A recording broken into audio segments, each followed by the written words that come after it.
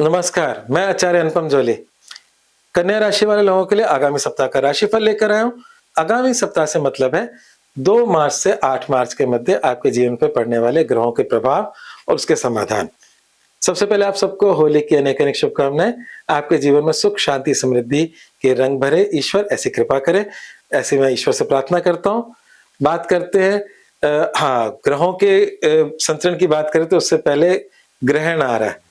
और 3 तारीख को ये ग्रहण है और वो ग्रहण बाकी राशियों के अलग-अलग प्रभाव है पर आपकी राशि के लिए अच्छा नहीं है। तो पहले ही आपको बता दें कि कन्या राशि से 12वीं राशि में ग्रहण पड़ रहा है और वो नुकसानदायक होता है। 12वीं राशि का मतलब सिंह राशि के पूर्व फाल्गुनी नक्षत्र पे ये ग्रहण पड़ रहा है, चंद्र ग्रहण, जो कन्या राशि वाले लोगों के लिए आर्थिक और मानसिक, शारीरिक नुकसान का हो सकता है। खासकर धन संबंधी बातें, तो इस समय आपको केयरफुल रहना होगा। डरने की बात इसलिए नहीं है कि कोई भी ग्रहण जो होता है वो फॉरएवर नहीं होता, उसके प्रभाव शॉर्ट टर्म के होते हैं। ये तो हो गई ग्रहण की बात। बाकी ग्रहों की स्थिति देखें तो राहु, मंगल, बुध, सूर्य आपकी राशि से छठे मतलब कुंभ राशि से संचरण कर रहे हैं। शुक्र, उच्च के शुक्र जो कि आपकी कुंडली में या राशि के अंदर एक स्ट्रेंथ देने वाले हैं, जो उच्च के हैं, आपके भाग्य की राशि के स्वामी। शनि के साथ सातवें भाव से मतलब मीन राशि से गुजर रहे हैं और मिथुन राशि में बृहस्पति और चंद्रमा कर्क राशि से सिंह राशि के अंदर सुबह 7:52 पे पहुंच जाएंगे और यहां से बढ़ते हुए तुला राशि तक इस हफ्ते सफर करेंगे। तो सबसे पहले वो दिन जो आपके लिए कष्टदायी है वो बता देता हूं, जिसमें ग्रहण भी है। तो वो समय आ रहा है आपका 2 मार्च, क्योंकि सुबह ही चले जाएंगे यहां पर, से 4 मार्च दोपहर 1:46 तक का जो समय है ये आपके लिए जोखिम भरा है। इस समय कोई बड़ा निर्णय मत लें, उसके बाद शेष समय आपके लिए अच्छा है। तो ये कुल मिलाकर है, क्योंकि उसके बाद आपकी राशि से चंद्रमा का गुजरना आपके जीवन में सुख, शांति, समृद्धि लेकर आएगा। पर शुरुआती मतलब सप्ताह की शुरुआत थोड़ी कष्ट भरी है। अब बात करते हैं जीवन के विभिन्न पहलुओं की। तो सबसे पहले स्वास्थ्य की बात करते हैं। तो स्वास्थ्य के लिहाज से जो अभी प्रेजेंट समय चल रहा है वो एक एवरेज है और इस एवरेज में 2 बातें थी। अगर किसी का कन्या लग्न है, राशि और लग्न दोनों अलग-अलग बात होती है। तो अगर आपकी राशि का तो राशिफल दे ही रहा हूं, कन्या लग्न वालों के लिए इस समय स्वास्थ्य को लेकर मल्टीपल परेशानियां हैं और उसका उनको समाधान भी करना चाहिए। तो एक मंत्र मैं दे रहा हूं जो आपकी प्रोटेक्शन का मंत्र है। मंत्र इस प्रकार है, ओम जूम सह मम पालय पालय सह जूम ओम। इस मंत्र के जाप से आपको एक प्रोटेक्शन बना रहेगा। और जो कन्या राशि वाले हैं वो अपनी स्वयं की गलती से अपना नुकसान करने वाले हैं। तो कहने का मतलब यह है कि स्वास्थ्य में डिस्टर्बेंस आपके अपने मतलब आहार विहार से ही बिगड़ेगा। खान पान हो सकता है, आपकी गलतियां हो सकती हैं। जैसे एक एग्जांपल दूं कि डायबिटीज वाला व्यक्ति मीठा खा रहा है, ये उसकी स्वयं की गलती है। तो इस प्रकार से थोड़ा सा आप संभल के रहेंगे तो चीजें सुधर सकती हैं।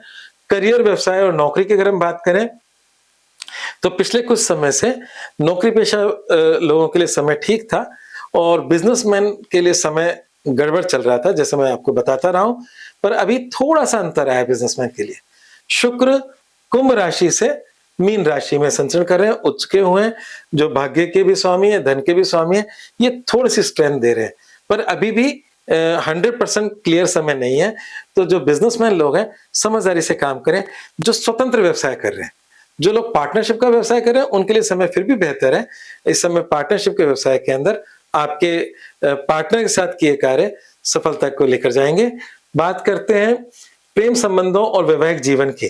तो अगर हम प्रेम संबंधों की बात करें और वैवाहिक जीवन की बात करें तो दोनों में कन्या राशि वाले लकी साबित होंगे। जो लोग लव अफेयर में हैं और शादी करना चाहते हैं उनके लिए गोल्डन समय है। वो लोग शादी के लिए अगर अभी इस समय कोशिशें करते हैं तो सक्सेस की तरफ जा भी सकते हैं। आपके प्रेम संबंधों का स्वामी शनि उच्च के शुक्र के साथ विवाह के खाने में बैठे।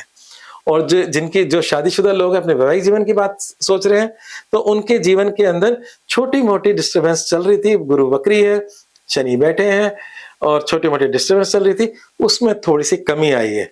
और कहीं ना कहीं हम ये कह सकते हैं कि जो पहले से चलता आ रहा वैवाहिक जीवन था उसमें कुछ पॉजिटिविटी आई है। तो ये एक अच्छी बात, अच्छा संकेत है। बात करते हैं विद्यार्थी जीवन की। तो शिक्षा के लिहाज से समय ठीक चल रहा है।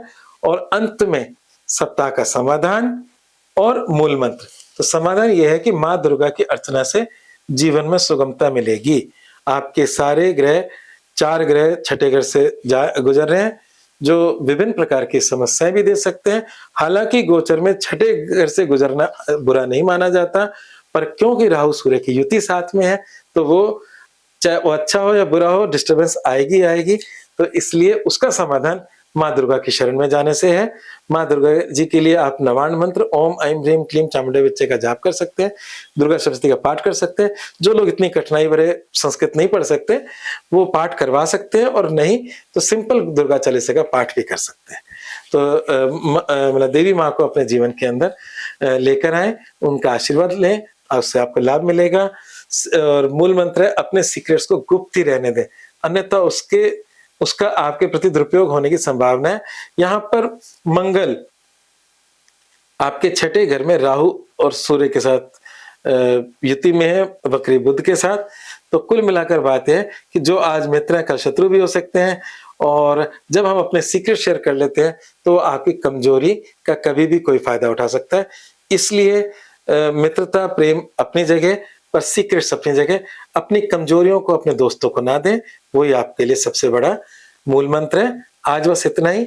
अगर आपको हमारा राशिफल समझ में आ रहा है तो लाइक करें, सब्सक्राइब करें और शेयर भी करें। धन्यवाद।